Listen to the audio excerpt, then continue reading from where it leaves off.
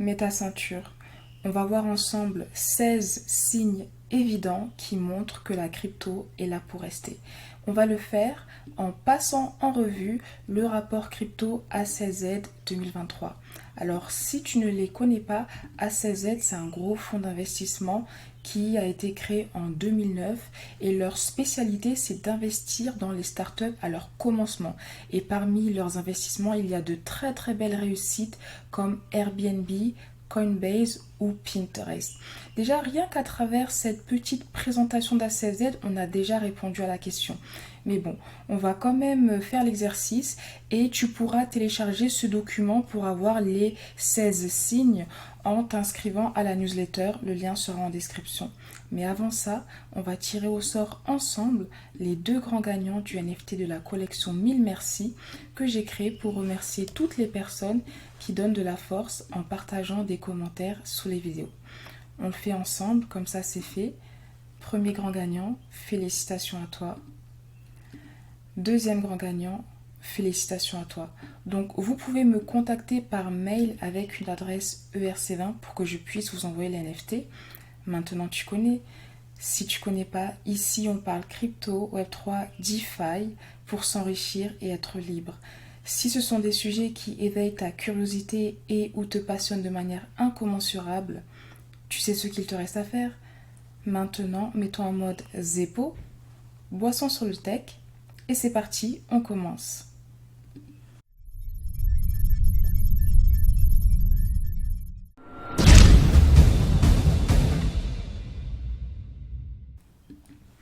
On commence avec 5 mots-clés pour qualifier l'état de la crypto aujourd'hui. Progrès, ralentissement, cycle de marché, régulation et le meilleur pour la fin qui nous intéresse particulièrement, opportunité. Donc selon A16Z, le Web3 c'est plus qu'un mouvement financier, c'est une évolution d'Internet. Les blockchains sont plus que des grands livres, ce sont des ordinateurs et la crypto n'est pas juste un nouveau système financier, c'est une nouvelle plateforme informatique. Et avant de continuer, petit disclaimer. Il faut savoir qu'A16Z est un fonds d'investissement qui investit dans des projets. A16Z a donc des intérêts à défendre et certaines informations contenues dans ce rapport sont à prendre avec des pincettes. D'ailleurs, dans une vidéo précédente, je t'avais partagé un post Twitter qu'une personne avait fait sur ce rapport et elle avait qualifié ce rapport de propagande. Alors je trouve qu'elle allait un peu fort dans ses propos, mais bon, parfois il faut quand même faire preuve d'une grande esprit critique et ne pas prendre pour argent comptant toutes les informations qui sont partagées. Il ne faut pas boire les paroles d'A16Z comme de l'eau de roche parce qu'on va voir ensemble qu'ils ne sont pas exempts de tout reproche. Mais on commence avec un point très pertinent, pourquoi le Web3 est important. Donc le Web3, c'est la prochaine évolution d'Internet qui combine les meilleures fonctionnalités des précédentes ères. Le Web 1 et le Web 2 ont démocratisé l'information et la publication. Le Web 3 a démocratisé l'appartenance. Et là, pause. On va détailler très brièvement les différentes versions d'Internet. La première ère, le Web 1, fait intéressant, le Web 1 avait été créé pour décentraliser l'accès à l'information. Donc, dès la naissance du web, il y avait cette notion de décentralisation qui était présente. L'outil principal, c'était le site internet. On l'a dit juste avant, ça a permis la démocratisation de l'information. Et le verbe pour qualifier cette ère serait lire. Parce que créer un site internet nécessitait des compétences techniques tellement élevées que c'était réservé à une infime partie de la population et la plupart des gens comme toi et moi, quand on allait sur internet, c'était uniquement pour consulter le contenu qui était mis à disposition. Vient ensuite le Web 2 avec l'outil principal qui est le post qui a démocratisé la publication. Le verbe pour le qualifier, c'est écrire parce que le Web 2 peut aussi être qualifié de l'émergence des réseaux sociaux. Grâce aux réseaux sociaux, n'importe qui pouvait publier du contenu sans connaissance technique. Au-delà de ça, L'émergence des plateformes comme WordPress ou Shopify ont permis à n'importe qui de pouvoir créer des sites internet ou des e-commerce sans avoir besoin à coder. Le problème, c'est qu'on a commencé à générer énormément de données sur des plateformes qui avaient la possession de ces données. Dans le sens où quand tu publies du contenu sur Instagram, celui-ci ne t'appartient pas, il appartient à Instagram. C'est-à-dire que à tout moment, Instagram peut décider de supprimer ton compte sans que tu n'aies un mot à dire. Tu vois ce que je veux dire? L'autre problème, c'est que les GAFAM captaient l'intégralité, en tout cas la grande partie des données générées, et elles utilisaient ces données générées par les utilisateurs pour se faire de l'argent. Donc en gros, dans le Web 2, nos données étaient exploitées et les GAFAM se faisaient de l'argent sur notre dos. Et c'est là où vient le Web 3 qui vient résoudre les dérives qu'on a pu connaître dans le Web 2 avec la notion d'appartenance. Parce que dans le Web 3, quand tu crées du contenu, celui-ci t'appartient. C'est pour ça qu'on peut le qualifier d'appartenance et qu'il y a la dimension de la possession qui est très très important. Pour te donner un exemple très très simple, un projet Web3 peut créer un token et en détenant ce token, c'est comme si tu détenais un petit bout du projet. Et plus le projet va prendre de la valeur, plus le token relié à celui-ci va également prendre de la valeur. Donc on peut voir à travers ce prisme que le Web3 permet une redistribution beaucoup plus équitable des richesses. Et c'est également une application qu'on peut voir dans cette slide. Les utilisateurs ont plus de pouvoir et gagnent plus de parts de revenus dans le Web 3, contrairement au Web 2. Et avec ces quelques exemples, si on prend par exemple, déjà Facebook, Instagram, Twitter, là on gagne zéro, on gagne rien du tout, elles prennent tout. Mais si on prend l'exemple de YouTube, on voit que YouTube prend 45% des revenus générés, tandis que dans le Web 3, une plateforme comme OpenSea ne prend que 2,5%. Alors je nuancerai quand même en disant que même si le Web 3 résout les dérives qu'on a pu voir dans le Web 2, il y a également d'autres dérives qui sont présentes dans le Web 3. Tout n'est pas rose, tu vois ce que je veux dire? Mais bon, si on reprend la notion de données, on a vu que dans le Web 2, nos données étaient captées et contrôlées par les GAFA qui se faisaient de l'argent sur notre dos. Et dans le Web 3, n'importe qui peut participer au bon fonctionnement du réseau et nos données sont stockées de manière décentralisée. Bon, cette slide, je ne suis pas tout à fait d'accord avec eux, je vais dire pourquoi. Là, ils comparent la finance traditionnelle avec le Web3 et la finance décentralisée. Donc dans le système traditionnel, on doit faire confiance au management. Il y a beaucoup de spéculation financière parce que les opérations sont opaques.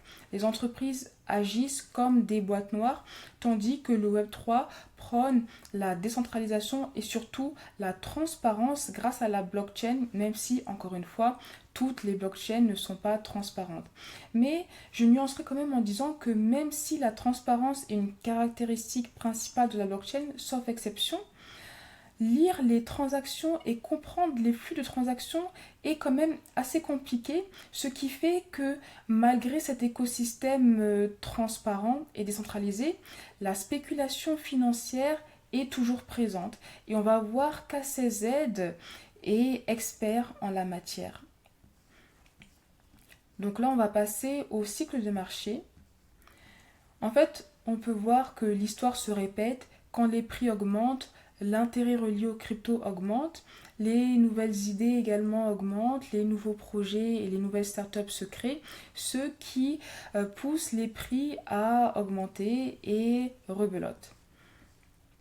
Et malgré le chaos apparent, on peut voir qu'il y a un ordre sous-jacent, et le marché a déjà connu 4 cycles. Chaque cycle a toujours été plus grand que le précédent. Est-ce que le prochain cycle sera aussi plus grand que le précédent? Affaire à suivre. Mais là, tu vois qu'ils prennent plusieurs indicateurs pour nous montrer comment les différentes caractéristiques des cycles ont évolué au cours du temps. Et cette slide, je l'aime beaucoup.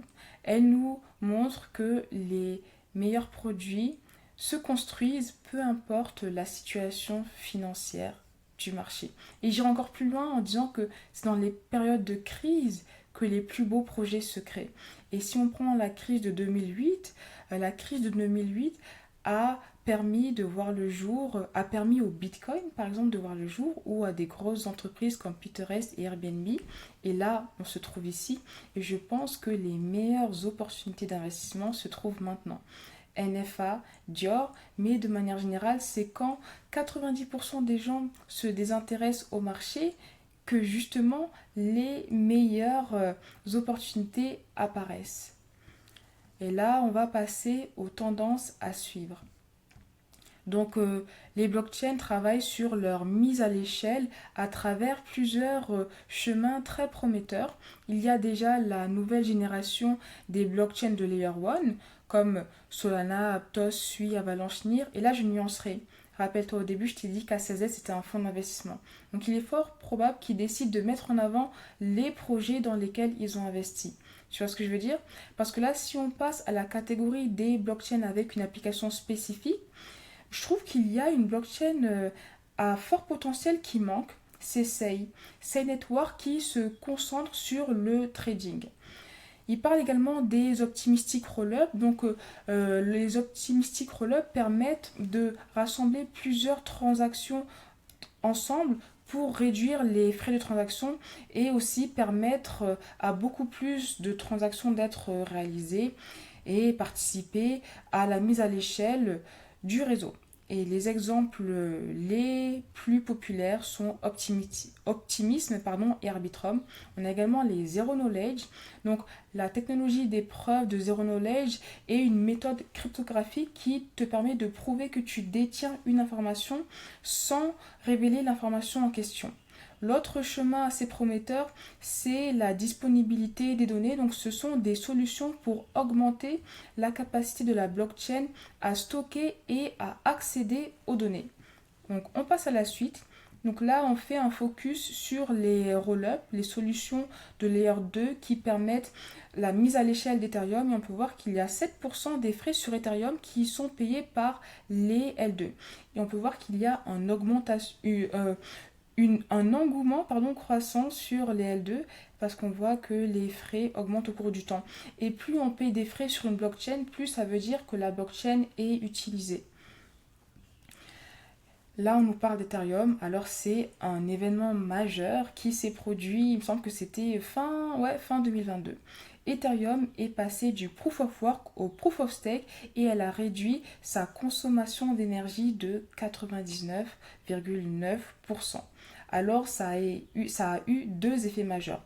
Le premier, Ethereum a pu démontrer son caractère robuste et sa capacité d'exécution, ce qui peut rassurer les investisseurs. Et au-delà de ça, en étant beaucoup plus respectueuse de l'environnement, Ethereum s'impose comme une blockchain et un investissement beaucoup plus attractif pour les investisseurs institutionnels. Ah ouais, j'avais même pas vu, mais là, tu vois, The Merge, c'était exactement le 15 septembre 2022. En tout cas, tu sais que je suis extrêmement bullish sur Ethereum. L'avenir nous dira si j'ai raison ou tort. Donc là, CZ compare la consommation d'Ethereum à YouTube et Burj Khalifa, ok. J'ai pas forcément compris le sens de cette slide, je te laisserai l'interpréter comme bon te semble. On passe à la suite. Ce qui est bien avec le Proof of Stake, c'est qu'en détenant de l'Ether, tu peux contribuer au bon fonctionnement du réseau en décidant de stacker tes Ethers et on voit que c'est un très très grand marché. D'ailleurs, tendance à suivre, là c'est pas mentionné, mais le liquid staking connaît également un engouement croissant. Normalement, si tu suis les crypto news, je t'en parle souvent. Donc là, on a un focus sur les preuves Zero Knowledge qu'on a traité juste avant. Donc les utilisations pour cette technologie sont de plus en plus tangibles et les blockchains peuvent les utiliser pour deux choses principales. La première, la mise à l'échelle et la deuxième, la confidentialité. Alors, un petit bémol qui avait été mis en avant par la personne qui avait qualifié le rapport à la CZ de propagande, c'est que là, on nous parle de développement récent, mais on ne nous partage pas de projets concrets. Est-ce que c'est parce qu'ils n'ont pas encore investi dans des projets reliés aux preuves ZK?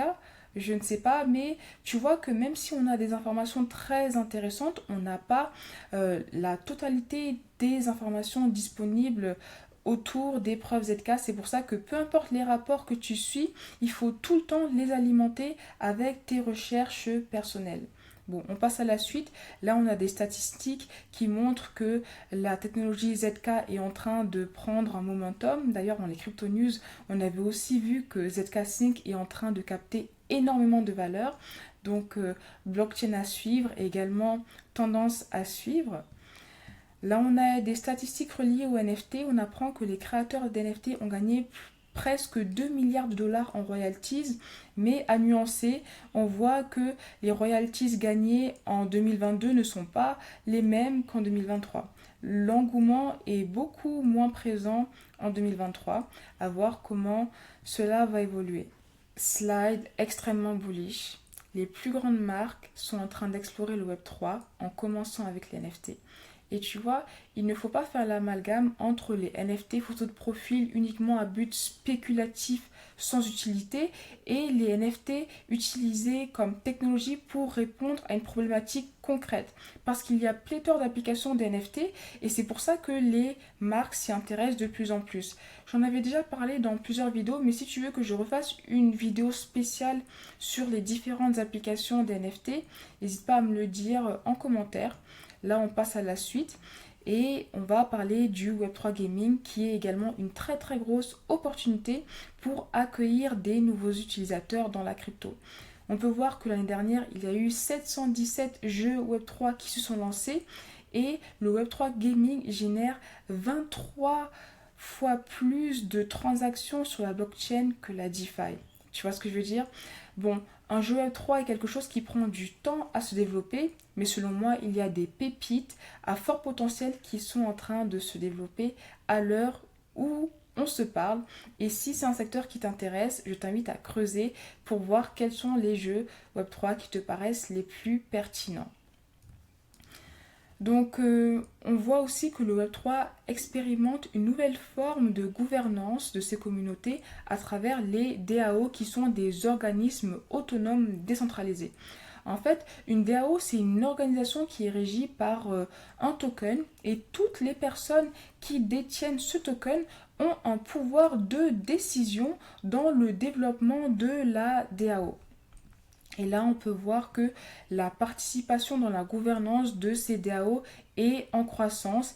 Il y a eu au total 13 millions de votes, 1,9 million de voteurs et 78 000 propositions uniques. Et maintenant, j'aimerais revenir sur un petit scandale relié à A16Z qui est bizarrement l'auteur de ce rapport. Ce scandale avait été mis en lumière par Bubble Maps. Bubble Maps, c'est une solution qui permet de rendre intelligibles les interactions reliées à un token. Et Uniswap, c'est une DAO dont A16Z fait partie. Donc A16Z a un wallet, il a le token du projet qui lui permet d'avoir un pouvoir de décision dans les votes proposés par la DAO. Le problème, c'est qu'Uniswap avait créé de manière malicieuse plusieurs portefeuilles crypto avec des tokens unis pour augmenter son influence sur les votes reliés aux propositions partagées par la DAO. Et ça a été mis en lumière par Bubble Maps et on a vu qu'ils avaient essayé justement de manipuler de manière malhonnête les décisions de la DAO. Et c'est pour ça que malgré la transparence de la blockchain, il y a quand même des manipulations de marché qui peuvent être possibles quand lire et comprendre les différents flux de transactions s'avère compliqué. Et heureusement qu'il y a de plus en plus d'applications comme Bubble Maps qui permettent de rendre intelligible ce genre de transactions. On passe à la suite. Les États-Unis perdent leur position de leader dans le Web3 et ça peut se comprendre parce que si tu suis les crypto news, on a vu qu'actuellement les États-Unis évoluent dans un flou juridique. Il y a beaucoup d'ambiguïté sur la manière dont les cryptos doivent être régulés, ce qui fait qu'il y a des projets crypto qui se prennent des amendes de 30 millions de dollars pour rien littéralement, et il y a de plus en plus de projets qui menacent de quitter les États-Unis. Et quand on regarde les statistiques partagées par A16Z, on peut voir que le pourcentage de développeurs crypto aux États-Unis est en baisse. Pareil concernant le trafic des sites crypto aux États-Unis. Et là, j'aimerais qu'on fasse une pause pour comparer la stratégie des États-Unis avec celle de l'Europe. Les États-Unis ont une stratégie en mode YOLO, faites ce que vous voulez, c'est le bordel, mais on va voir comment on va se réguler. Et de l'autre côté, on a l'Europe qui a envie de mettre un cadre réglementaire clair sur la manière dont les cryptos doivent être régulés pour fournir un cadre juridique clair aux entreprises et aux institutions qui souhaiteraient rentrer dans l'écosystème crypto. En faisant ça, elles augmentent en compétitivité et elles deviennent une place beaucoup plus attirante pour les projets crypto qui veulent se développer. Et d'ailleurs, récemment, l'Europe a voté MiCA et MiCA, c'est actuellement le cadre juridique le plus complet sur la manière dont les crypto-monnaies doivent être régulées. C'est pour ça que ça a suscité un intérêt dans le monde entier. Et d'ailleurs, MiCA a pour volonté d'être un standard mondial en termes de régulation crypto. Affaire à suivre.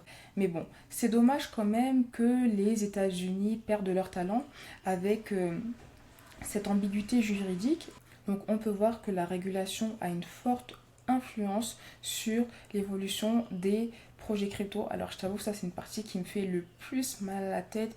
Il y a énormément de débats et si tu suis les crypto news, les derniers débats en date, c'est est-ce que l'Ether c'est une securities ou non. Bref, on passe à la suite. On peut également voir qu'il y a un momentum biparti qui est en train de se construire. Donc pour faire simple, la crypto met tout le monde d'accord, même les partis opposés. Et je nuancerai en disant que même si la ACZ a partagé des partis opposés qui sont alignés sur la proposition de valeur des crypto-monnaies, il y a aussi quelques partis qui sont contre le développement des cryptos. On passe aux métriques de marché. Alors, les marchés technologiques sont une fonction de l'offre et de la demande ou de l'innovation et de l'adaptation. Donc, quand les builders créent de nouveaux produits, il y a les consommateurs qui adoptent ces produits, donc il y a une demande qui se crée et ces nouveaux produits permettent de créer des nouveaux réseaux qui attirent de plus en plus de builders et il y a de plus en plus d'offres et l'histoire se répète. On passe maintenant aux indicateurs de l'innovation avec plusieurs KPI qui montrent que l'adoption massive suit son cours. Là, on peut voir que le bull market attire des développeurs qui ont tendance à rester. Ça fait plaisir, ça veut dire que quand ils goûtent à la blockchain, ils ne peuvent plus s'en passer. Ça, c'est extrêmement bullish selon moi. On a d'autres statistiques qui nous montrent aussi que les développeurs sont actifs, donc au-delà du fait qu'ils restent, ils sont actifs et ils créent de plus en plus de code. On voit également que l'activité reliée au NFT connaît une croissance exponentielle si on s'en tient aux contrats qui sont développés. Pareil pour les contrats intelligents vérifiés. Ça montre qu'il y a de plus en plus de produits qui se lancent et là on a récemment atteint un plus haut historique, donc c'est très très très positif.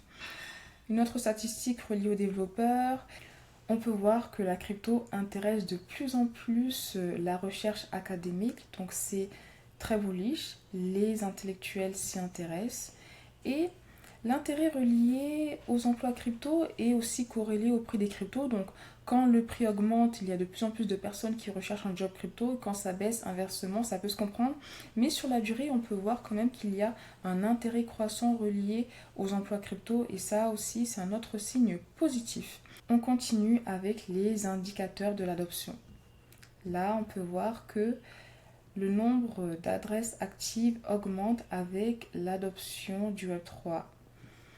Notre indicateur, les transactions sur la blockchain explosent grâce aux technologies de mise à l'échelle qui permettent la réduction des frais de transaction. On en a parlé juste avant.